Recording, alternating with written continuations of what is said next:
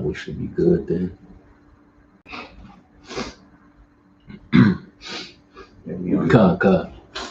All right, Shalom, Makim, Wak Waf. First and foremost, we want to start by giving all the praises, glory, and honor to Yahweh, Ba'ashem Yoshai, Ba'ashem Rakakwadash, double honors to the elder apostles of the great millstone who well, peace and salutations to the hopeful elect tabernacle of David, scattered throughout the four corners of the earth, coming back with another lesson through the spirit. And we just gonna, attack. All right, this Edomite. We're gonna spiritually mutilate, this Edomite Christian scholar, David Guzik, which you are familiar with at this point. You saw the video where he basically, gives you his opinion on the judgment of the Edomites and who they are today. All right, and we caught him in his cognitive dissonance because in the first half of the video, he made one claim, making one statement about who the Edomites are and the prominent role that they would play in the end time judgment. But then at the end of the video, he goes back. He contradicts what he initially said. And that shows you that when you understand these scriptures and what the scriptures do to people, it actually exposes your intents of the heart, your attitude towards the scriptures. Somebody get that in Hebrews 4 and 12. Now this word will actually test whether you have cognitive dissonance towards certain things that are contained in the scriptures. Get that for me? Hebrews 4 and 12. Chapter 4 and verse 12. For the word of the Most High is quick and powerful, and sharper than any two-edged sword, piercing even to the dividing asunder of soul and spirit. Yeah, and that's what this word will do, man. This word will hurt you, especially if you a Edomite. It's supposed to hurt, because this word is directly against you. If you're an Edomite, this word condemns you. It condemns your soul. It condemns your very existence. So this word is definitely going to hurt even that much more if you're an Edomite. Go ahead. And of the joints and marrow, and is a discerner of the thoughts and intents of the heart. Yeah, it exposes and judges, your thought process, your true intent, your true attitude, what you truly believe. If you really believe these scriptures, basically at the end of that video, he showed his hand that he really don't believe the scriptures. Yeah.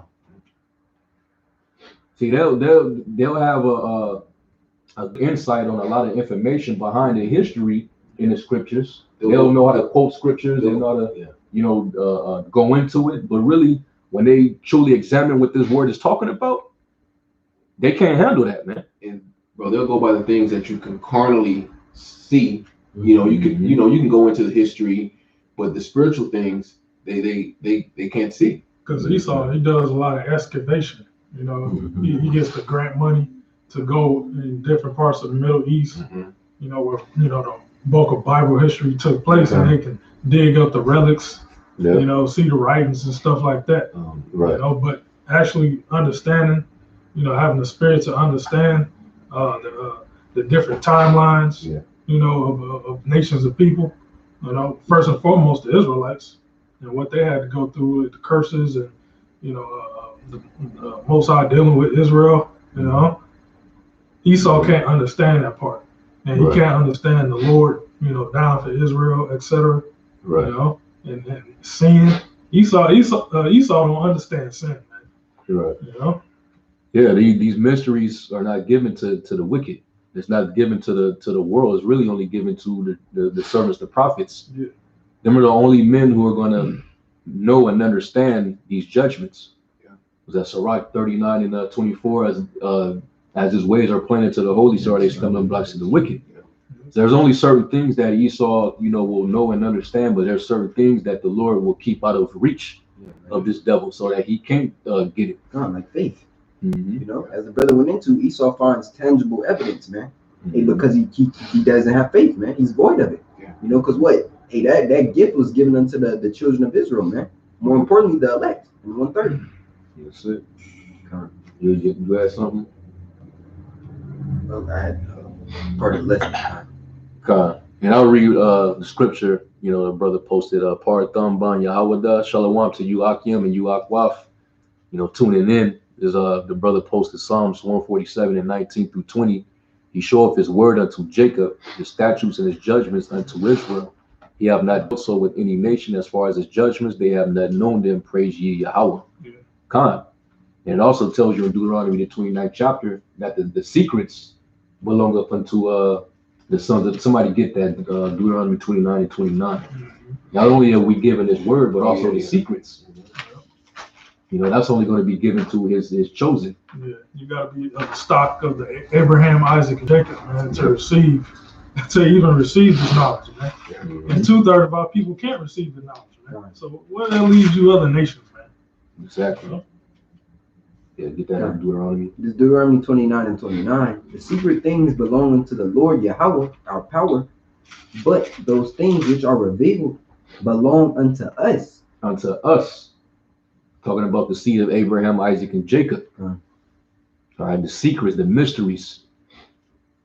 All right, and this thing is really, the mysteries and the prophecies are esoteric. Yeah, come. They're complex on purpose. Yeah, it's like that's why we got to read precept upon precept. Precept upon precept, line upon line. If the Bible wasn't written in code, in a mystery, Esau would have been done well. He would have been, hell yeah. If it just came out and plainly said, if John 3:16 was plain, if the scriptures that that the Most High hates Esau were just plain that everyone could see it, Esau would have been done away with the Bible like he did during the Grecian period era. When they ruled, he burned all the books. But somehow, some way, the Most High preserved His word. All right, so His elect can could receive it.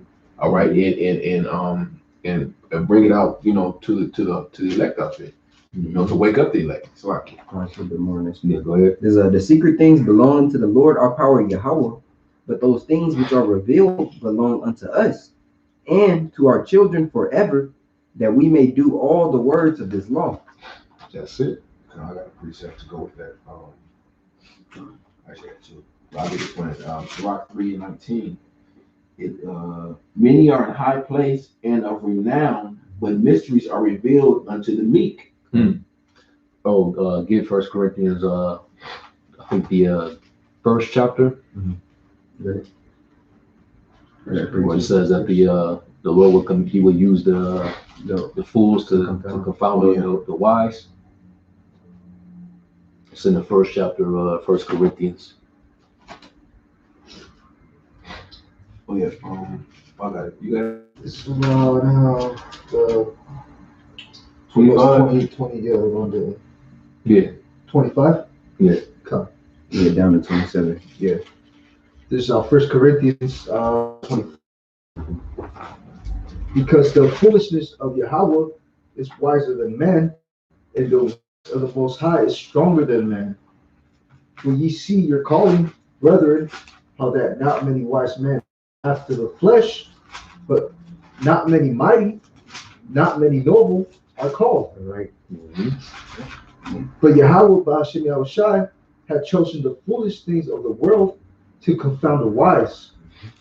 Yep. The Most High is dealing with the underdog. That's The right. Most High didn't call LeBron James or one of these entertainers with a voice with some type of status. He called lowly men, the meek, the humble. All right, to do His work, to do His will. All right, because if like the scripture says in Wisdom of Solomon, first chapter, the wisdom will not dwell in a malicious soul. Right. All right, so you have to be, the Lord is purifying us right now, but you have to to receive His word and have the Holy Spirit deal with you. And Esau don't got that. Esau doesn't have a righteous bone in his body. All right, nothing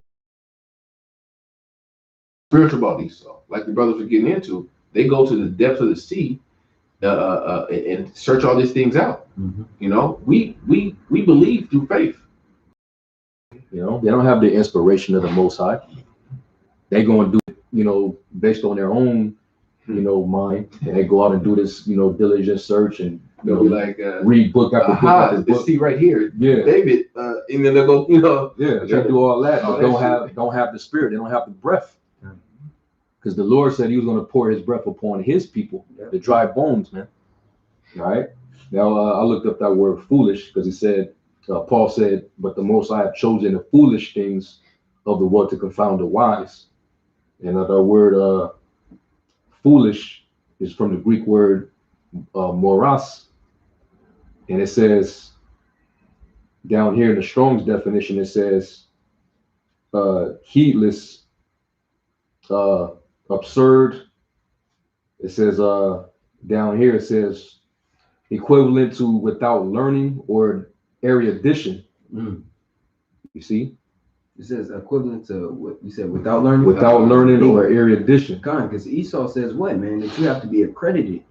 You know, you have to go to his theological seminaries, you know, these Bible schools and all these different, you know, Christianity based. They say you have to be ordained. Yeah, I'm an ordained pastor. Exactly. Who you ordained by?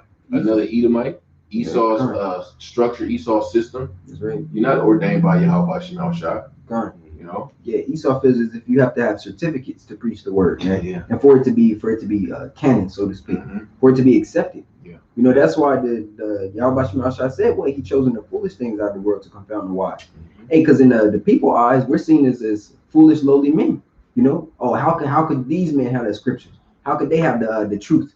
You know, these cousins. But secretly they're watching us. Yeah. What school did you study at, brother? Yeah. They feel that way, but they still watch our videos. You can tell that they're being influenced by our teachings. Because that's why they're going into the scriptures that we're going into. Now they want to talk about who the Edomites are. You know? The Christian church has been set up for over 400 years, man. You know, since we were brought here on cargo slave ships, man, they've been pushing Christianity down our throats. Why ain't the Edomites, the topic of the Edomites, ever been brought up then? Exactly. You had 400 years to do it. I'm pretty sure Edomites asked that question. I got a quick precept. Acts 14:13. Now, when they saw the boldness of Peter and John and perceived that they were unlearned and ignorant men, they marveled. And they took knowledge of them that they had been with Yahweh Shai. And beholding the man which was standing with them, they could say nothing against it. So basically, they were emboldened by the Spirit, and they realized, like, these men, we never saw them, you know, in the synagogue, and you know, we ain't seen them come up on a high level in the school. They weren't taught by the Sadducees and Pharisees. Exactly. They were basically like common men, you know, that in this world would deem uneducated. Yeah. One day he's out there fishing and has a job. Who's a tent builder? Paul. He's a tent maker. One day he's making tents, and now he's, you know, preaching the word of the Heavenly Father. Right. They couldn't, you know, they can't fathom that in those times, and in these times they can't either. Yeah. Right. You know. And Paul said, "Though I be rude in speech, yet not in knowledge." You know, he's basically saying, like, I'm not eloquent like that, but you understand what I'm saying clearly. Yeah. You know. So yeah, man. And it was all through the Spirit, you know. It was the Holy Spirit. That's what taught these men. That's very precept as well. Let me read this real quick, bro. This is Matthew 11:25. And at that time, Yahweh Shai answered and said, I thank thee, O Father, Lord of heaven and earth, because thou hast hid these things from the wise and prudent, and hast revealed them unto babes. Yeah, that's plain, man. It was a baby. Baby is, you know, perceived to be unlearned, man. You know, unlearned, ignorant, not knowing. You know, doesn't have the intelligence to choose between. You know. Right. Yeah. So, if you can, are you still in 1 Corinthians? If you can, but we shall jump up to verse 19. Verse 19. Got it. This is verse 19. For it is written, I will destroy the wisdom of the wise, and will bring to nothing the understanding of the prudent. That's these these biblical, scholars, these different Christians that come against the doctrine, they all are being shot down by the spirit and power of Yahweh Shem Yahweh Shai, man. All right, by the prophets, the servants, the prophets, man, who the Lord only revealed his secrets unto. All right. So he said that he would he would destroy the wisdom of the wise and bring to nothing the understanding of the prudent. This dude, David Guzik, as knowledgeable as he is in the scriptures and in the history, he still can't even get who Esau is right. Mm-hmm. He said he went back and he did the study, and he admitted that, based on what Isaiah 63 and Isaiah 34 said, that they would be on the earth when the Lord shows up for the judgment. He said they would be empowered. Mm-hmm. If you wanna find the video, we can cue that up. I'm pretty sure most of y'all seen it already, but we're gonna play it again just so you can see that this guy, he actually has cognitive dissonance. And this dude, David was his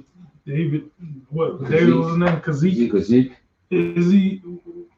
Is he saying that he's an Israelite? Because only Israelites can teach this book, and I got a precept. Amos 2 and 11.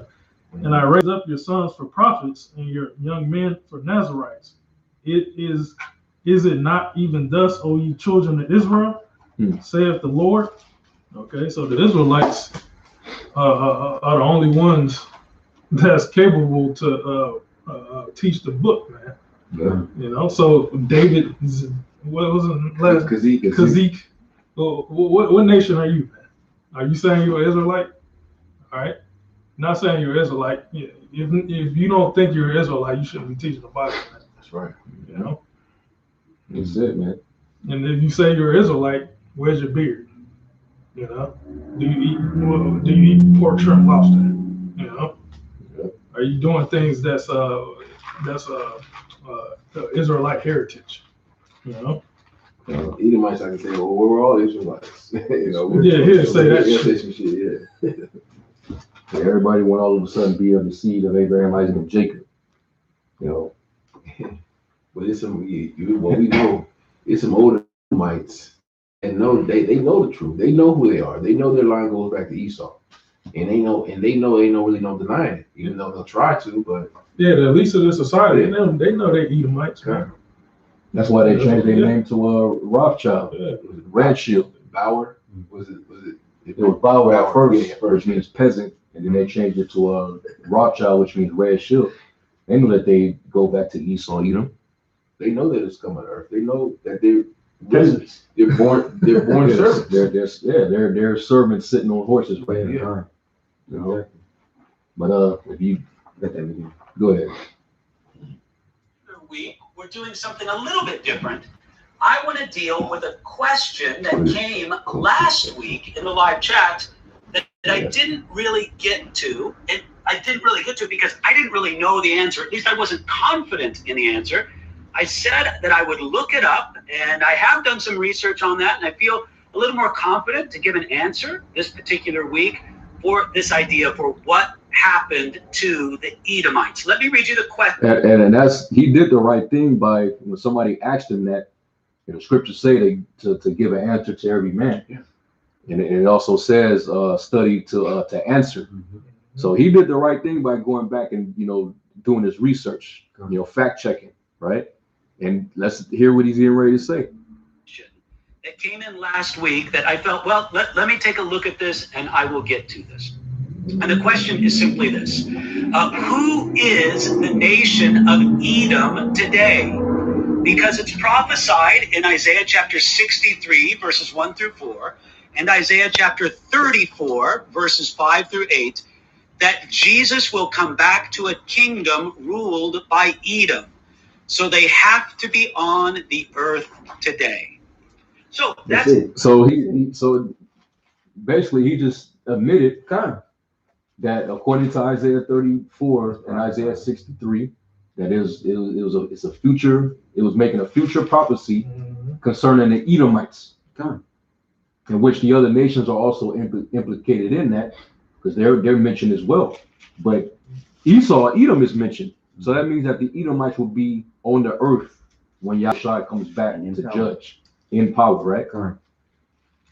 We could quickly prove that with just one precept. Get Romans 1:7. Just one precept alone. Revelation 1:7. You said Revelation? Revelation. Oh, somebody. That's like direct. That's straight to the point. Yeah, kind. Will there be Edomites on the earth when Yahweh Shai comes back with the angels? There's Revelation 1:7. Behold, he cometh with clouds, and every eye shall see him, and they also which pierced him. Wait. Even they which what? Pierced him. Who pierced him? Right. Yeah, Israel gave them over to the Romans. Come. But who did the physical act? Esau. Esau, Mm-hmm. who happened to be the Romans at the time. In which, when you look into his writings, he likes to make the distinction between the Romans and Idumeans. The Romans were Edomites, just as the Idumeans were Edomites. The Idumeans were Edomites who fled from the land of Edom, and they were living on the borders, and they were the same Edomites during the Hasmonean dynasty. When you had John Hyrcanus, he forcibly converted them and taught them the customs, and they started to practice the customs of our law, and they also were speaking the language. So the actual Romans started calling these Edomites that were practicing our law, they started calling them Idumeans. Idumea is just the Greek way of saying Edom. And Esau tried to tell you how slick Esau is. They tried to put that in the Old Testament, instead of saying Edom. Yeah, that's an anachronism. Yep. So read that again. Behold, he cometh with clouds, and every eye shall see him, and they also which pierced him, and all kindreds of the earth shall wail because of him. Even so, amen. That's it. Mm-hmm. They have a book called History of the Roman Edomites. Mm-hmm. I don't know if it's history, but it's something of the Roman Edomite Empire of the Roman Edomites. Mm-hmm. So these devils know that the Edomites were not done away with prior to the Romans or after. Mm-hmm. You gotta understand where that word Roman comes from. That comes from Japheth, man. Yeah, Romulus and Remus. Because that's Esau, Edom's MO. They take over heritage, man. Right. They take their heritage and put them as their own. Even Esau put out movies, man, saying they did Egyptians, saying they did the Last Samurai, etc., saying they did the Israelites. The Hawaiians or the Polynesians, they're the Aborigines of this land, that land. We're the original South Africans. Right. And they do that everywhere they go because they're a nation of vagabonds. Yeah. That's what they are. They're constantly on the run. So if you're on the run and you're trying to hide your identity, what are you going to do? Constantly got to change your image. Identity thieves. Yeah. That's Esau, man. Yeah. And watch that movie called Unknown by it was the main character was played by Liam Neeson. Yeah. If you watch that movie, this dude had a lot of identity changes, man. Because he was a murderer. He was killing motherfuckers, man. Well, Esau, he's the same way. He'll come into your land, he'll take you down, and then he'll start to call himself after that land. Yep. Micah chapter 2, verse 2. And they covet fields and take them by violence, and houses and take them away. So they oppressed a man in his house, even a man in his heritage. Yeah, because his own heritage was laid waste. Yeah. So he got to assimilate himself amongst other people's heritage. Try to mix and mingle, and that's what they done to all the nations, mix and mingle, and then once they get to a certain status, take them over, change their name. All right, once they use up their land, use up all their resources, they go conquer other people and do the same thing. Yeah, that's why Habakkuk the 2nd chapter is about what you just said. Yeah. Neither keepeth at home, but is a proud man. Neither keepeth at home. Yeah, like the largest his desire is hell. And yep, they can never be satisfied. And he heaped up to himself all people, all nations to himself. Yeah. That's what he do. That's this devil's track record, man. You know. But who he's saying the Edomites are today, though? Right. Well, he said they're done away with, right? Basically, that's what No, he said he said they should be here. Rewind it, because he said they should be here at the end times or today. I'll play it again.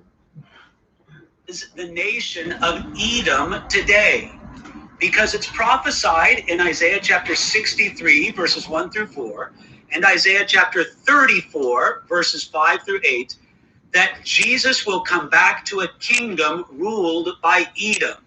So they have to be on the earth today. So that's the question. And let me just sort of read to you the relevant passage here. For That's the answer. He just, that's the question. The question was, who are they today? Who are the Edomites today? He just gave the answer. He just gave the answer and then try to say, oh, that's the question. Now he's gonna twist. Now he's gonna throw in that twist. You know. See, that shows you that we're dealing with the serpent. Yeah. This is how a serpent works. He's being crooked about this question.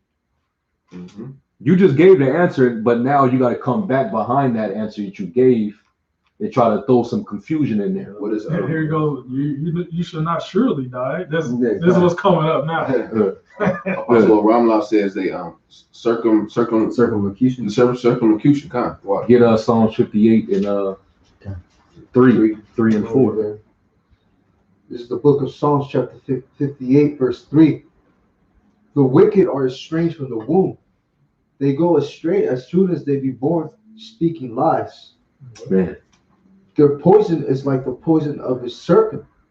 They are like the deaf adder that stoppeth her ear. Yeah. Mm-hmm. It's like you hear the truth, but you really don't want to hear it. Like, you know, you don't really want to admit or agree to it, even though you know it's true. Denial. You know, this devil's in total denial, man. You see, but let's keep going because he's going to show his cognitive dissonance. Isaiah chapter 63, beginning in the first 4 verses. Now, I'm only going to read to you here the Isaiah chapter 63 passage, because actually the Isaiah chapter 34 passage is very similar. They essentially say the same thing.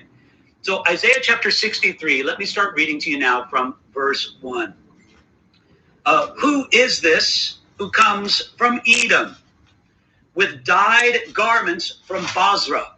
Bozrah was at one time the capital city of Edom and the Edomites. So who is this who comes from Edom with dyed garments from Bozrah, the one who is glorious in his apparel, traveling in the strength, in the greatness of his strength? I who speak in righteousness, mighty to save. Why is your apparel red and your garments like one who treads the winepress? By the way, Bozrah, the name of that city that at one time was the capital city of the Edomites, that name means winepress. Continuing on, verse... and I've actually looked that up. I've never found such information. All right, I've never seen Bozrah mean that it means wine press. That kind of caught me off guard too. Yeah, I've actually looked it up, man. No, Bozrah is Batazara, which means fortress. All right, a stronghold, a fort. That's what it actually means. I don't know where he got this wine press, information from. But hey, going by his logic, let's say if it does mean that. Does it not say that the Lord's gonna in Revelation the 19th chapter that he's gonna press the wine press? Yeah, I was going to. So that would mean that who he mentioned in Isaiah the 63rd chapter, that would mean that John the Revelator is reiterating what it said in Isaiah concerning Esau, Edom, and these other nations. Isaiah and John the Revelator saw the same vision. Mm-hmm. Saw the vision. They both saw the Lord come back and lay the smack down these devils, man. Mm-hmm. You was looking for I'm looking for wine press in Revelation 19. wine press. Linos. A tub. Well, it's basically just describes a wine press. A tub, a trough shaped rectangle vat, lower vat dug in the ground into much new wine. Well, it's just basically it describes what a wine, wine press, but it's nothing. It's nothing particular. It just says a trough. Yeah, it's plain. It's not talking about what he said was Basra. Basra meaning wine press. Oh, yeah, that's not what that means. That's not what that means. No, it has no correlation with Basra. And the wine press is just it's a metaphor. It's symbolic of the amount of bloodshed that's going to be caused, like it tells you in the Numbers 35 and 33. The land's gonna have to be cleansed of the blood that was shed. The only way it could be cleansed is by those who shed that blood. That's right. And who shed the blood of the Israelites in his land? Yeah, you gotta go into that. we gotta bring that out. Yeah, that's what we're gonna bring. How this devil was able to get away with all that bloodshed, but now all of a sudden he ain't here. Let's go into why is Yahweh coming back to destroy the nation of Edom, and it's compared into the wine press on his on his garment. We got to go into all of that because he Most High hates Edom. All right, who is the wicked according to Malachi the first chapter 1 and 4. Okay, and the Most High got Yahweh got a bone to pick with Esau. And how do you make wine? You got a grapes. You got a old school way. You step on them forcefully, man. Yeah. You stomp out the grapes, man, to make it bleed. Yep. All right. Yep. Who was I read Psalms. The Psalms you asked before. Psalm 58. Yeah. Okay. Yeah. All right, Khan. So let's finish it. 3. I have trodden the winepress alone, and from the peoples no one was with me. I have trodden them in my anger and trampled them in my fury. Their blood is sprinkled upon my garments, and I have strained all my robes. For the day of vengeance is in my heart, and the year of my redeemed has come. That's the end of verse 4. So he said the day of vengeance is in his heart. Esau is the main nation who the Lord said he would have indignation against. But so that means that he's coming back for vengeance against the people who he has indignation for. But he's a Christian, so I thought Jesus was coming back to save everyone with love and open arms. Yeah. But you ask him that, he'll probably say that. Oh yeah, Jesus loves everyone. He's coming down in clouds to. No, he's coming back to tear shit up. Excuse my language. Mm-hmm. You was gonna pull something? Yeah, I got Malachi the first chapter. Get that. Malachi 1:1. The burden of the word of the Lord to Israel by Malachi. I have loved you, saith the Lord, yet ye say, wherein hast thou loved us? Was not Esau Jacob's brother, saith the Lord? Yet I loved Jacob, and I hated Esau, and laid his mountains and his heritage waste for the dragons of the wilderness. Whereas Edom saith, we are impoverished, but we will return and build to desolate places. Thus saith the Lord of hosts, they shall build, but I will throw down, and they shall call them the border of wickedness, and the people against whom the Lord hath indignation forever. So that means what? The Lord still has burning wrath. He still has a vengeance that he wants to carry out. That's right. Because he ain't forget what these devils done. He ain't forgot about the abomination of desolation. Yeah, which that happened twice. Yeah, he didn't forget about what happened during the time of the Babylonians taking us down. Yes. All these different accounts of Esau showing his hatred. Sacrificing swine on the altar for the Most High. Yeah, because Esau, he did it as the Greeks. He did it as the Romans. Now he's going to do it as the Americans. So that's the abomination of desolation. Destroy the temple, and he's going to try to destroy the third temple, which is the elect. So let me rewind that back and then let it play. Fury, their blood is sprinkled upon my garments, and I have strained all my robes. Had to come back, and it looked like he had a garment that was dyed red. Yeah. So when Esau was born, you know, that showed you that was also a omen, you know, predicting, you know, his future judgment just based on how he was. His own physical appearance is a reminder of his judgment. Right. That's how way out the Most High is, man. So I mean, just stuff like that alone, you know, how could you say that the Edomites are gone? Well, these devils are still here, man. Still persecuting the saints, man. All right, but let's continue. Day of vengeance is in my heart, and the year of my redeemed has come. That's the end of verse 4. So here what we have is a clear, and if you take a look at the broader context, you'll see this is a clear message of the return of Jesus Christ in judgment. We would consider it to apply to the ultimate judgment, when Jesus returns to judge the earth, when Jesus returns at Armageddon, so to speak. So, what's the connection here with Edom, mentioned in verse 1 of Isaiah chapter 63, and again also mentioned in a very similar context in Isaiah chapter 34? So, I would disagree that this passage tells us that Jesus will come back to a kingdom ruled by Edom. So so I heard him contradict himself. So what did he say in the beginning? Now you disagree. Right. So what is it then? Be crystal clear. Don't being around the bush. Yeah. Quit being a serpent and say what it is. Okay.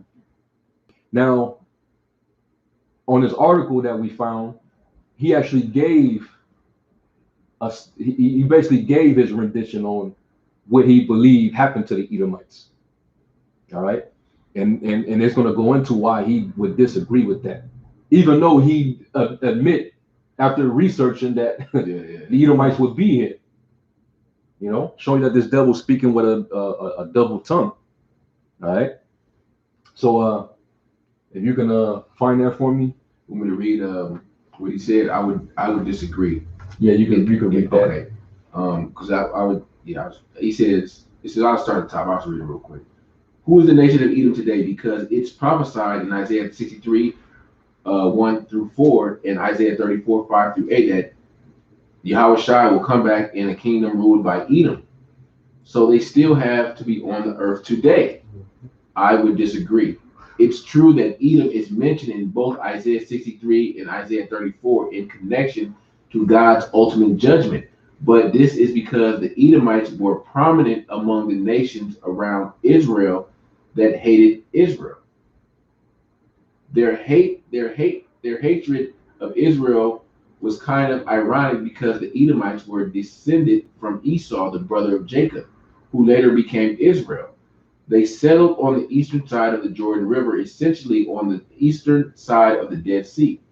In his comments on Isaiah, Botima gives a good sense of this. Edom was a sister nation to Israel, but it hated Israel more than any other nation. Throughout all of history, we see a burning hatred of Edom against Israel. It is for this reason that Edom is frequently presented as a representation of all the nations that hated the Jews. How? What scripture is that? So he's basically saying that Edom is just a representation of all the nations hating Israel. Okay, what scripture could he corroborate that with? All the nations hated Israel, not just Esau, Edom. Yeah. It even says that in the law that Israel would not be regarded among the nations. Was that Numbers 23? Yeah. we would not be reckoned among the heathen. In That they would also be jealous of us, you know. in Psalms 83, it shows you that all the nations were confederate against us to cut us off from being a nation. And Right. Esau is in that. Is the head one. Yeah. You know? Oh no, he's just used as a prop to represent the other nations' resentment of Israel. Get the hell out of here, man. You trying to run away from judgment, man. That's how you say what you say. All right. That's bullshit. Okay. Keep going. Therefore, we see in both Isaiah 63 and Isaiah 63 and Isaiah 34 that Edom is a representative of the nations who are against God and his people. Isaiah is connecting the judgment against the Edomites, who were known as those who hated God and his people, with the ultimate judgment at the return of Yahushua Mashiach. But yeah, I mean, we agree that the Lord is going to judge all nations. All right, that's all prophecy as well. He's going to judge and make war with the nations. It talks about how the Lord's going to basically put these nations in subjection. He's going to make his enemies his footstool. Ruling with a rod of iron. Ruling with a rod of iron, they're going to become a possession. Hey, and even going back to the beginning, you had Balaam. He actually saw what happened. He even saw the Messiah. And what the Messiah and the Israelites would do to the nations in the latter day. Find that for me, Baba Kushah. Numbers 24. And you're going to tell me that Edomites are not going to be here? It's just the other nations are going to be here, but not Esau? All nations are going to be here. Can I bring out this script? Go ahead. Ecclesiastes 4 and 16. There is no end of all the people, even of all that have been before them. Yeah, because what Esau ain't gonna be eliminated until after that 1,000 years, man. You know, going into the kingdom.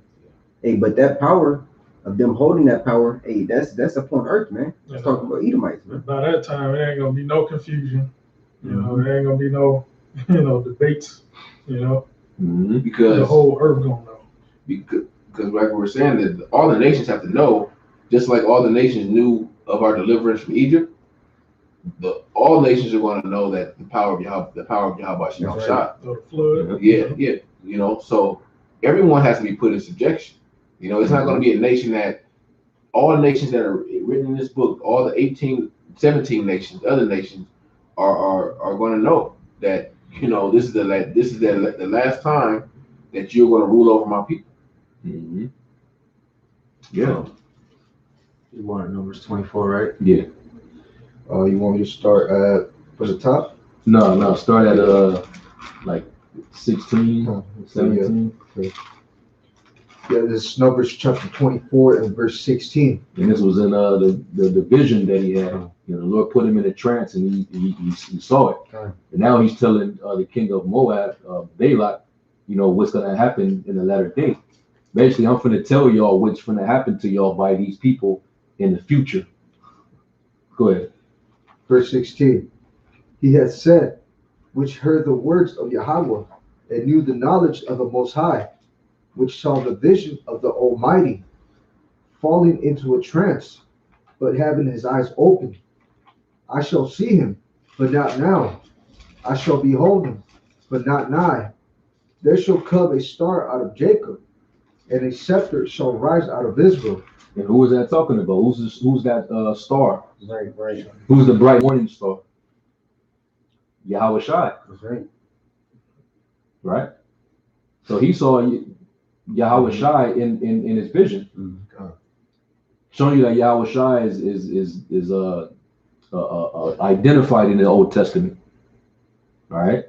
So he saw way into the future, showing how the Lord declares the end from the beginning. Go ahead. And a scepter shall rise out of Israel. A scepter, basically a ruler, a governor. Someone on the throne. Someone on the throne having authority, man. And that's our Lord Yahweh Shai, who's the Lord of Lords, King of Kings, man. All right, all the kings of this world, they're gonna become peasants when Yahweh Shai shows up. Go ahead. It shall smite the corners of Moab and destroy all the children of Sheth. and Edom shall be a possession. Seir also shall be a possession for his enemies. So Edom is going to be a possession, and Seir shall be a possession for his enemies. How is that going to happen? That's because they're going to be defeated. That's right. Once they get defeated, we're going to take possession of their land. It says that in what is it? Obadiah. Yeah. It talks about their. Soon the saviors upon Mount Zion, they're going to rule upon the mountains of Seir. Yeah. And that's going to be what? In the kingdom. You see? That's going to be in the kingdom. Showing you that, that whole chapter is talking futuristically. Amos 9 that says it too. About they may possess the remnant of Edom. Yeah. All the heathen that, well, I'll read it. It says, Amos 9:11, in that day I will raise up the tabernacle of David that is fallen and close up the breaches thereof. And I will raise up his ruins, and I will build it as in the days of old. And they may possess the remnant of Edom. This is future. This is prophecy. This is not talking about happened in the ancient world.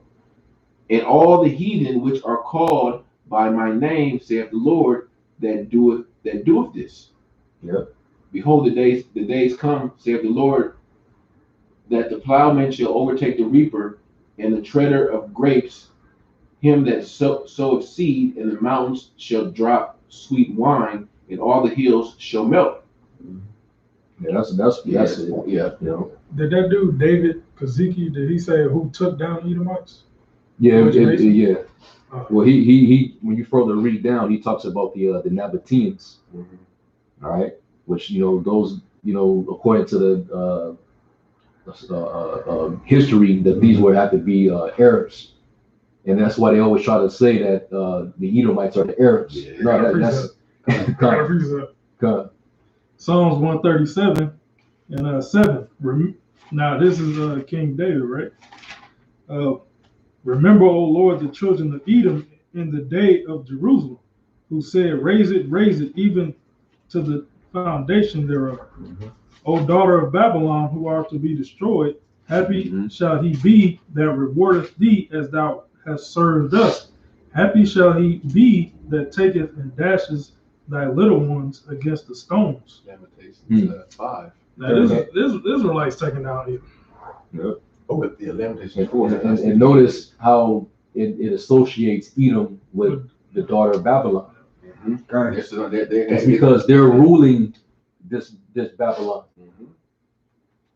That's the reason why when you read in the judgments of what happened to Babylon the Great, the description of his destruction or his fate is the same as when it describes the desolation of Edom.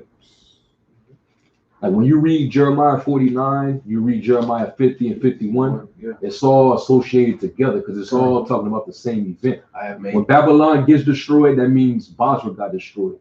That means that Mount Seir got destroyed. I have made Esau bare. All those scriptures, those are prophetic scriptures that are really happening right now, but they haven't happened yet. The main destruction. Matter of fact, somebody go to that book. Go to Jeremiah 49 real quick, because it gives you the fate. It says that they're gonna have the same fate as Sodom and Gomorrah did.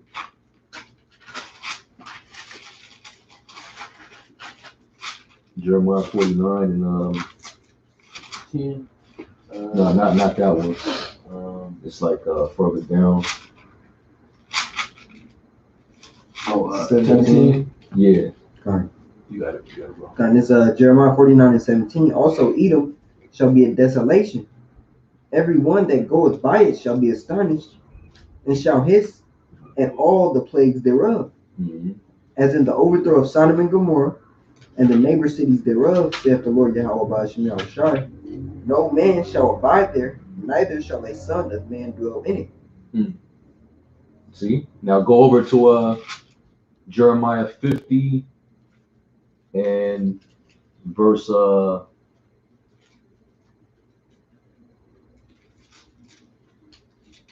read 35 and jump down to verse 39. Okay. This is Jeremiah 50 and 35. A sword is upon Chaldeans, the Chaldeans, saith the Lord Yahweh by Hashem Yahushai, and upon the inhabitants of Babylon, and upon her princes, and upon her wise men. A sword, oh, it's like no, you can read that next one and then jump down. Yeah. Kindness 36. A sword is upon the liars, and they shall dote. A sword is upon her mighty men, and they shall be dismayed. It's 39. Therefore the wild beasts of the desert with the wild beasts of the islands shall dwell there, and the owls shall dwell therein, and it shall be no more inhabited forever. It's like it. Forever, neither shall it be dwelt in from the generation to generation. So it said the same thing about what would happen to Edom. It's giving you the same judgment because this is the same event. All right, Edom, Babylon. Yep. Old virgin daughter of Babylon. You see, the reason why Edom is associated with Babylon the Great is because the Edomites will be the prominent rulers of the mystery Babylon. You see, and then if you look at the personification of this society, it goes back to Rome, Babylon. Yeah. It also goes back to Babylon.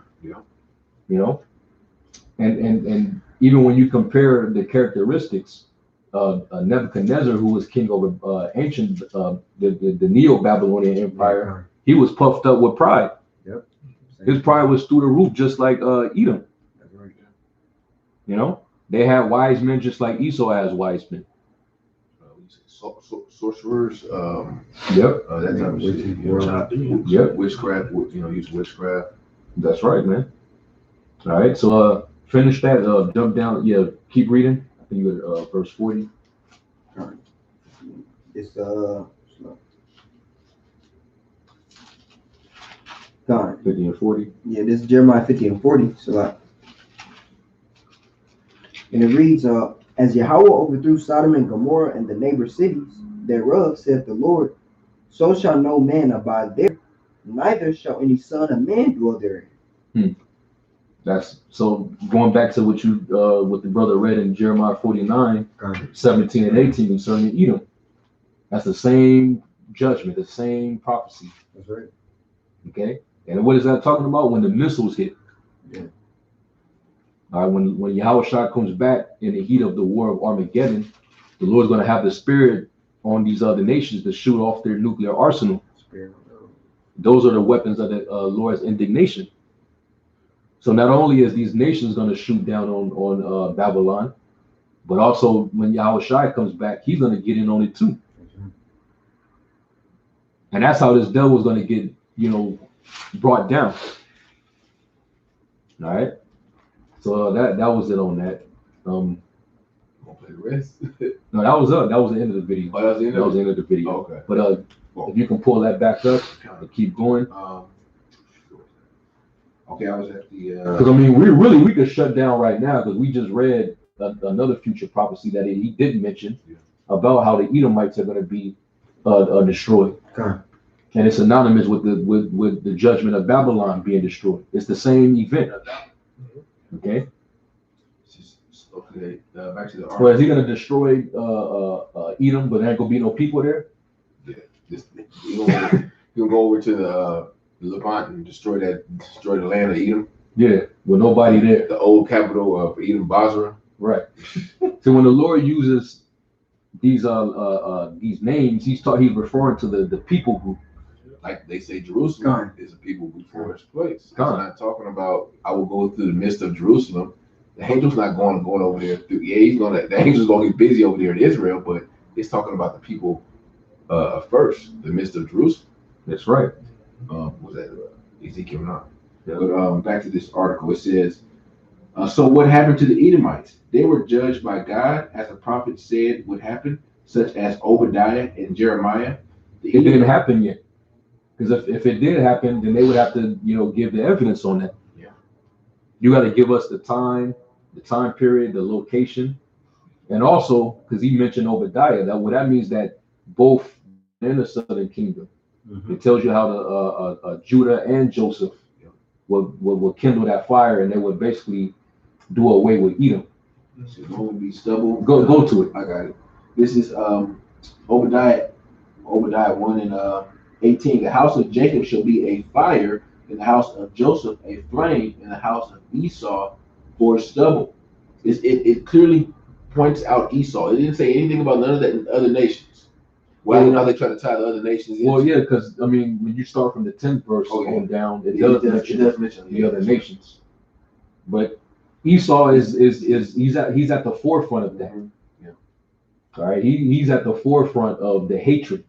You know, like for example, when Jake went to war over there in Vietnam, you know, you had Jakes over there. You know, they were marveling at how those Vietnamese over there were calling them niggers. And it was like, and Jake was like, who the hell told them that we were niggas? Yeah. Obviously Esau, you know, was you know, putting it in their head that, you know, Jake over here is a nigga. It's even more, you know? It's even more prominent today because of the social media.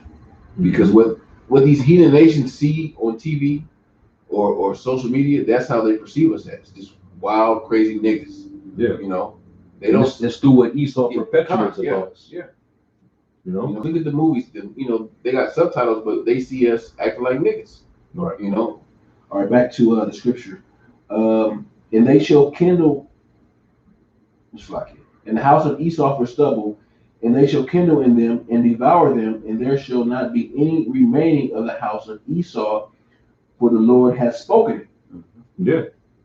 There shouldn't be any remaining of the house of Esau. But here it is, the Lord's coming back from Basra. Right. Yeah. So he's gonna go to a place where there's no Edomites To destroy. to destroy. Yeah. No, man. But let's All right. keep going. It says, so what happened to the Edomites? They were judged by God, as the prophet said would happen, such as Obadiah and Jeremiah. The Edomites were conquered by the Nebatean Arabs, perhaps as early as 500 BC. Mm-hmm. Nelson Gluck, the other side of Jordan, explains that not all the Edomites left the region of Edom, where the Nebatean Arabs took control of the area. Those who did leave the land of Edom and went to the area of southern Judea, the land of the western side of the Dead Sea, these became known as Idumeans, also mixed with the people. I think that's what he intended to say. Mixed with the people already living in that area. When the Idumeans continued conflict with the Jewish people in the time of the Maccabees, the Jewish people conquered them and assimilated them by force. Yeah, and that's going into when you go into First Maccabees, the 5th chapter. You know how they had a battle in Arabatine, which is near it's like southwest of the Dead Sea, and they had a battle there, and they actually conquered them there. Now I remember you had a Edomite scholar by the name of was it Ricky Gantz? Him, G220 Ministries, and then it was y'all remember Jesus is the Word, that guy. Yeah. They tried to use that scripture to say that this is where They were done away with. Somebody go to that real quick. First Maccabees 5. And then based on the name of that location, because it said Arabatine, they tried to make it seem as if The Nebatean, that means that they would have to be Arabs, that the Edomites were Arabs. That does not mean that. Okay? And you got to know geography to be able to, you know, catch them lies, man. First Maccabees 5 and 3. Yeah. It's First Maccabees 5 and 3. Then Judas fought against the children of Esau and Idumea at Arabatine. And this is where they tried to say that Obadiah 18 was fulfilled. Yeah. But back in Obadiah verse 18, it says that Judah and Joseph, Yeah. So both the house of Israel and the house of Judah would come together. The Northern Kingdom was far gone. It was over in the Americas. Yeah. What they call it? Arsarit. Yeah, they was already gone. So how could that have applied? Right? Go ahead. God is continuing. It says, and he gave them a great, Esau and Idumea at Arabatim, because they besieged Israel, and he gave them a great overthrow, and abated their courage and took their spoils. Yeah. So basically, they conquered their ass, they fucked them up, and they basically spoiled them. They didn't say that they exterminated them. God. They went war with them, and they took their spoils. That was what happened right there. It was a battle. That did not mean that the Edomites were done away with at that moment. Yeah. Okay. Because at the same time, you got Alexander's 4 generals was Edomites. So they were Ptolemy, Cassandra. They were still ruling in their respective areas. So it wasn't like, just because they put some a group of Edomites to flight, that doesn't mean that they completely exterminated them. Yeah, it even tells you that how David and Joab back in this time, they went and slaughtered all the males of Idum in the land of Edom. Him and Joab. But does that mean that the Edomites were exterminated? Did King David and Joab exterminate the Edomites? No. Because obviously there was some Edomites that fled. You know, some of them actually Hadad, they went down into Egypt and got buddy with Pharaoh. And then by the time David and Solomon were passed on, that's when they start to, come back around. They start to revolt against the kingdom of Judah. So you gotta know this history, because these devils, man, they'll lie to you. If you don't know this history, they twist shit, man. All right. Read the next verse, because it also tells you what happened right after that. God, this is 4. It says, also he remembered the injury of the children of Bean, who had been a snare and an offense unto the people, in that they lay in wait for them in the ways. He shut them up, therefore, in the towers, and encamped against them, and destroyed them utterly, and burned the towers of that place with fire, and all that were therein. So we were just having wars, God. Heated battles. And the Lord raised up the Maccabees because, this was the time when, the Lord was going to rededicate the temple. Right. So that's it on that. That's it. So you can go back.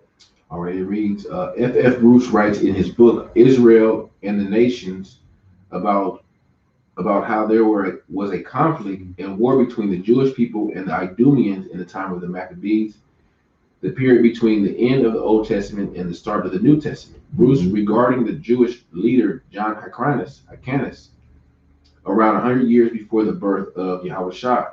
To the south, he warred against the Idumeans, who had been such a thorn in the side of the Judeans since the dark days at the end of the southern monarchy.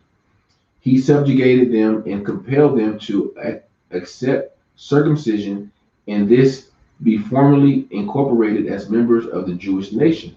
Yep. So that's how they started to get. You had a group of Edomites. After they got subdued, John Hyrcanus, he basically said, if y'all want to be around, y'all going to have to keep the law. Just the same thing that happened when the Northern Kingdom was banished. They was carried away into Syria. Yeah. And then you had Shalmaneser. He had other heathen nations imported into the land of Samaria. And when that happened, they came over there and they came with their heathenistic ways. They started to bring their idols with them. And the Lord basically sent lions to fuck them up. So they had to learn after the manner of the land in order to dwell there. Right? So the same thing applied, when they was coming around, they had to, hey, get circumcised. We grow your beard. Yeah. You got to live after our manner if you're going to be over here. So that's what ended up happening. Okay. And they had to comply unless they be put to death. Yeah. So So Idumeans were basically Edomites who were practicing the custom of the Jews. All right. Go ahead. By the end of spring AD 68, the Romans had laid. So you got Idumeans right now. Yeah. In our land right now. Right after they would be destroyed, that the true children of Israel will be multiplied into the land. You know? But this is a cut right here. This next sentence to they own damn article. It says by the end of spring AD 68, the Romans had laid waste to Idumeans. The Romans, it wasn't Jakes and the Roman army, but the head of the Romans was Edomites. Was Idumeans. This was there was a separation. The Romans didn't call themselves Idumeans. They were calling the Edomites that were with Jake. They were calling them Idumeans. But these were all Edomites. You see how Esau makes a separation now? You got Amalek. You know, they call themselves Ashkenazi. They call themselves Jewish or whatever. And then the American Edomite, he calls himself Sephardic or what? No. What do they call themselves? They call themselves American, Caucasian. Caucasian American. White people. So they always try to make a separation, based off of their religious practices and their ideological belief systems. But they're still of the same stock. Go ahead. This was effectively the end of the Edomite people who had been in decline and mixing with neighboring people for a long time. Come on, man. So basically, what he's trying to say here is that what the Lord did with the Edomites is the same thing, what the Lord did with the tribe of Dan. Why you can't identify Dan today. So they're basically saying that They're just mingled. They just fizzled out and mingled, among the people. So now we can never know who they are today. Well, if that's the case, then the children of Israel can't be identified today then, because the Israelites are scattered and intermingled among the nations as well. So does that mean that they declined and fizzled out? So now it's just anybody could be an Israelite. That's basically what they teach. Anyone could be grafted in. Yeah, that's some bullshit, man. Saying you might can't procreate and shit. Yeah, come on, man. But you just read it. In Ecclesiastes 4, there is no end of the people. Plus the Lord said, all those of us that are scattered, he said he's going to sift us. So that means that the Israelites are actually identified. They're on the scene today. Did the Lord cast away the seed of Israel that he foreknew? No. If they can search out the stars and the depths of the sea, right? They try to do that. Right. Read this again. All right. This was effectively the end of the Edomite people who had been in decline and mixing with neighboring people for a long time. They were so basically they basically said that the decline started to happen basically after 68 AD. Yeah, which pretty much this was during the height of the Roman wars with Judah, and basically that was when you had the Flavian dynasty, and we know that a lot of Jakes fled. They went into the interiors of Africa. They went to fled to other parts of Europe. So you also had Edomites that fled as well. Okay. So once they fled, you mean to tell me they fled and they just disappeared? Like they just left the planet Earth after that? They left stage center exit left on the stage and never to return. No sex, no babies, nothing. He telling me they pulled a Judy from Family Matters. She went up the stairs and she never came back down. Come on, man. But that's what Esau would want you to believe, because he's trying to run away from his judgment. Because he knows he's an Edomite, man. Yeah. I was thinking, how do you explain Revelations 20 about the bound in the bottomless pit for 1,000 years? Who is that? Right. It's like the dragon. Yeah. You tell one lie, you got to answer a lot of questions about who the Edomites are, who the dragon is, who's that old serpent, who's the devil that's gonna cast you in prison. Yeah. What's it say? The old serpent, who's the red horse? Yeah. And also I want to address, because it says that they have been on the decline and mixing with neighboring peoples for a time. So basically you can identify them because they mixed in. Well, the seed line, has that been erased or is that still here? Still here. The seed is still here on the earth. Yeah, the seed don't mix. Huh? Can't mix seed. Yeah, this is plain, man. just like the seed of Israel still here, and we've been scattered. So how is Esau not? Come on, man. Yeah, they just erase like basic biology out of their minds. Yeah. The man carries the seed, man. Can't mix seed. Yeah, read some more. Okay, Con. It says, there were still people who lived in the area of Edom on the east side of the Dead Sea, but they were not Edomites in any real sense. Whatever that means, right? Yeah. There were still people who lived in the area of Idumea on west side of the Dead Sea, but they were not Edomites in any real sense. The identification had more to do with geography than with genetics. He's still asking the same question. So what happened to the Edomites? As a genetic people, the descendants of Esau are lost to history. Of course, their DNA lives on some. The reason why they're saying is because these Edomites, they didn't. When we mentioned it earlier, they go around these other nations, and they insert themselves into that heritage, and they take it as their own. They take it as their own. They oppress a man in this house, even a man in this heritage. That's why he seemed to be lost. Right. Motherfucker, you ain't lost. Right. We know exactly who you is, man. You still that same red piece of shit, man. That's right. Still showing your hatred towards Jacob. All right? Straight up, man. You ain't lost. All right? And it even tells you in down to the 12th chapter that in the last days, knowledge shall be increased. Yeah. So the knowledge is, we have that knowledge. We know exactly who you are. Yeah. All you gotta do is just look at, this current world system. All right. We know that this is the resurfacing of the Roman Empire. Look at your architecture, how the system's set up through the Senate, how they elect their presidents and Congress. Back to Rome. You exalt yourself as an eagle. Yeah.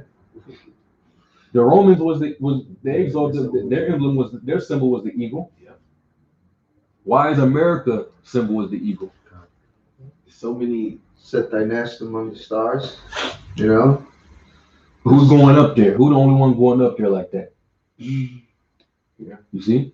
Who got their satellites out there? Who got a space force? Right.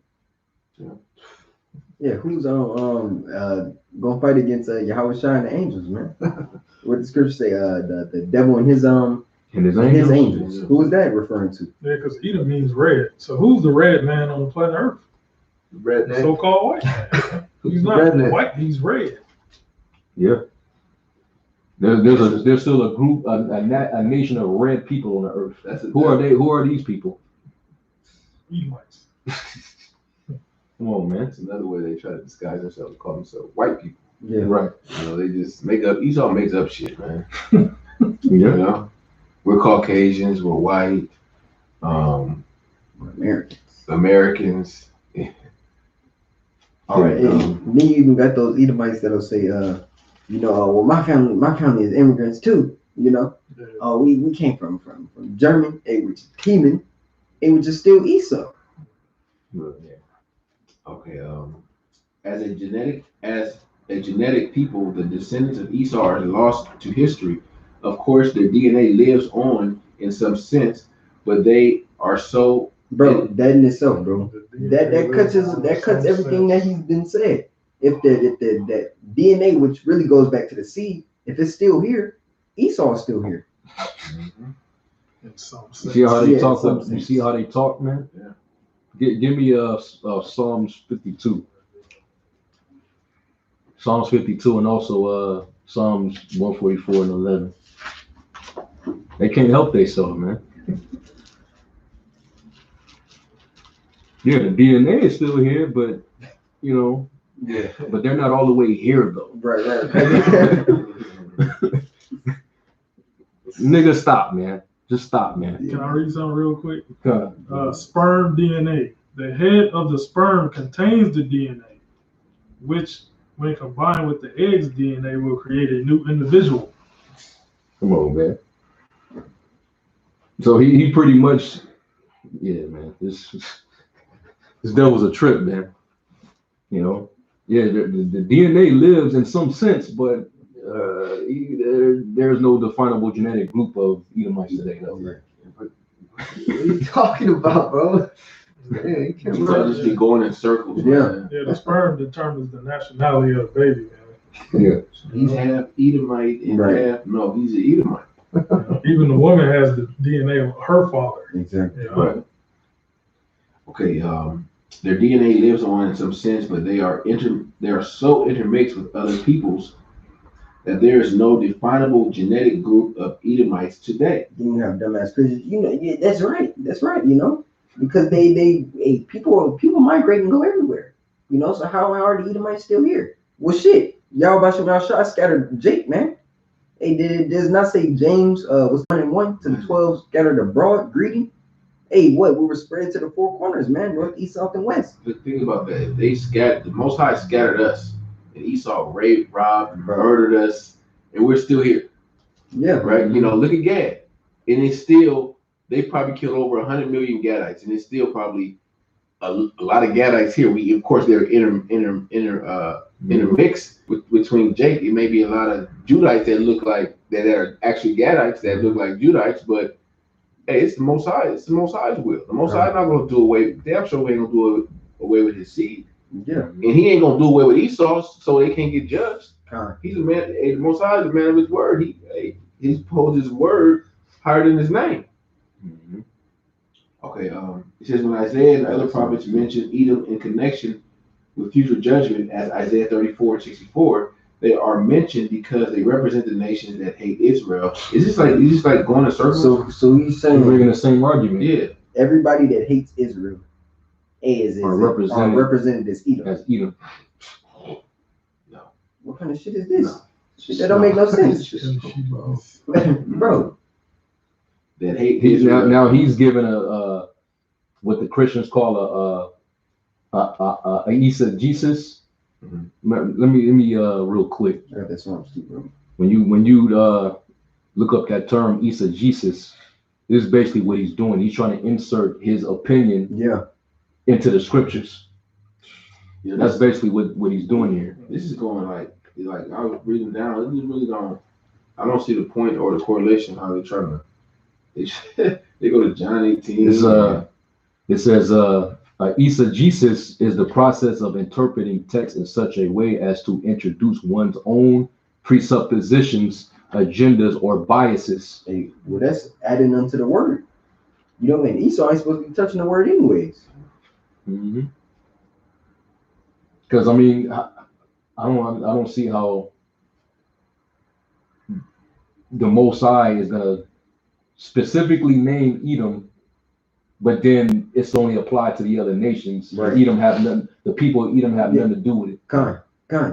Esau himself and his nation are exempt, but Moab, Ammon, Elam, basically they all finna get wiped out. They all finna get obliterated. But the Edomites, they're free from that because they ain't here no more. Or if they are here, they're just scattered among the people. Yeah. He can't even make up his mind on that. So are they vanished? Right. Or are they just sprinkled among the people? Which one? Yeah, which one? This article is crap, man. It's bullshit. It's bullshit. They just this month. He just copied and pasted some shit. He really did. If you read the article, brother, and read it because he's just going in circles because he said this already. Yeah. Mm-hmm. It says because the Edomites were famous as being those who were close to Israel, but who hated them and rejoiced in Israel's calamity, they became representative of those who hate the people of God. And they go get their issue right alongside Edom. God. That's basically what the Lord is saying. Hey, Edom is gonna get their issue, and these other nations are gonna get their issue. Yeah. The same nations written in Psalms 83. That crafty. Because they were all confederate with one another. Exactly. Hey, because what Maccabees tell us that one nation has not taken a part in her spoils. That's it, man. It says John 18 says that Yahweh identified himself to those who arrested him in the Garden of Gethsemane, but other gospels say that Judas identified Yahushua, which is, I don't even know where. I don't know where he's. Yeah, see, now he's. CS says it. Like, Yeah. I don't know. Now he's doing a smoke screen. Yeah, kind of. Yeah. Because what does this have to do with I'm saying the same. his argument? Yeah, I mean, it's no point You, about reading this. you can end it now, bro. You can start reading it now. So basically, Talking about Judas. this was David Guzik's understanding on who the Edomites are today. And basically, he gave you a roundabout way of he gave you confusion pretty much. Mm-hmm. He doesn't know whether Esau does exist or if they are, we don't know what people group they might be among today. But genetically, they're here, but we don't know who they are. And like, he's intentionally sowing confusion right there because he cannot live with his fate, his destiny. He can't live with it, man. That shit it terrifies them. They're horrified by prophecy. This devil got commentaries in the blue letter. Yeah, and he has some good informative commentaries. That's the thing. But that cognitive dissonance, it just starts seeping out when they talk about this topic. That's because they're being affected by this thing, man. Yeah. People are leaving the Christian church. They're questioning certain things that they're bringing out. Who are the Edomites? Well, who are the Israelites? Mm-hmm. Who are these people? What does this mean in Revelations? Who is the beast? Who's the mark? And the closer and closer we get to the end, you're going to see a lot of these Christian pastors, the Catholic Church, be put on the spot. Mm-hmm. And they're going to say, man, you don't know shit. They're going to leave and take their money with them. And that's what really hurts these devils. That's what really hurts the Christian church, taking away that money. Yeah. Let's close out with 2nd Ezra 6. Got it. Did you want this Psalms 52 still? Oh yeah. Get that. This Psalms 52 and 2. Thy tongue deviseth mischiefs like a sharp razor, working deceitfully. Mm-hmm. Thou lovest evil more than good, and lying rather than to speak righteousness. Yeah, because that's Cain right there. Yeah. That's the devil. He can't tell the truth. That's the accuser. Mm-hmm. Yeah. Says, thou lovest evil more than good, and lying rather than to speak righteousness. Thou lovest all devouring words, O thou deceitful tongue. Yeah, he's deceitful, man, and that's their nature. The serpent is more subtle than any beast of the field, and somebody that's subtle, they deal with crap. They deal with deception. Them motherfuckers got that shit mastered, man. Same thing. Right. Yeah. There's 5. Yahweh shall likewise destroy thee forever. He shall take thee away and pluck thee out of thy dwelling place and root thee out of the land of the living. That's what's going to happen to Esau. Yeah. You're going to perish forever like your own dung, man. You ain't going to have any place to inherit. Yeah. They shall look. They're going to be like, damn, where is he? He's going to be chased out as a dream of the night. Yeah. Go ahead. This is 6. The righteous also shall see and fear and shall laugh at him. Lo, this is the man that made the Most High. Lo, this is the man that made not Yahweh his strength, but trusted in the abundance of his riches and strengthened himself in his wickedness. Yeah, that's the nobles of Esau. Yeah. The super rich elite. Mm-hmm. They strengthen themselves in their wealth that they stole, that they did a lot of genocide to accumulate. They did a lot of stealing. What is their wealth gain? That they basically through their wealth they control the military. Yeah, they control everything. Yeah. So hey, like it says in Job 9:24, the earth is given into the hand of the wicked. Who's in power right now? It ain't nice. This is if not where and who is If not where and who is he? So get that in 2nd Ezra. This is on 2nd Ezra chapter 6 and verse 7. Then answered I and said, what shall be the parting asunder of the times? or when shall be the end of the first, and the beginning of it that followeth? And he said unto me, From Abraham unto Isaac, when Jacob and Esau were born of him, Jacob's hand held first the heel of Esau. For Esau is the end of the world, and Jacob is the beginning of it that followeth. That's it. So the end of an age is with Esau Edom. So that proves what? That he would be in power when the Lord comes back. That he not done away with. All right, the end of his world. Because to say that would be saying that we're in the kingdom now. Yeah, exactly. You know, and shit, it's clear that Jake ain't in the kingdom. Hey, going just like how we always go into the parable of Lazarus and the rich man. Shit, this is our hell, man. And it tells you in Proverbs that people rejoice when the righteous are endured, or when the wicked bear hold, the people mourn. Babylon is still Esau is the end of the world. You also read in Malachi that he's the border of wickedness, and you see the people are in mourning. Second Ezra 6 and 9, Esau is the end of the world, which is why you see all the uproars, why you see all the mourning of the people on the earth, because that's who's in power, the Edomites. That's simple and plain, man.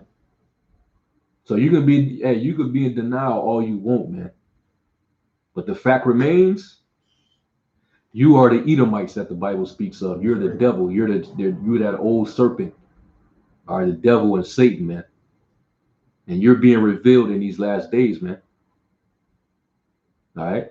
Whether you accept it now or accept it later. All right? It's over with. You through. Your kingdom is finished. Rejoice and be glad. You done did everything you wanted to do. You done got all you got it all off your chest. You got everything that you desire. You got it off against the saints, man. The Lord literally tied our hands behind our back and let you get off everything you got, man. That's really what the last three kingdoms, the Grecian, Roman included, you know, and the new birth of the Roman Empire. But hey, guess what? You gotta get, we gotta get that back, man. We want that back, man. We want reparations for that. That's right. All right. So hey, man, you know, that's pretty much the lesson. You know, we want to just go in, you know, because I did a lesson, you know, previously, but we went to furthermore go in on this devil, man. You know, and guess what? We'll still use some of your commentary if you got some information that's useful. But you still condemned. If you an Edomite, you're condemned, man. You finished.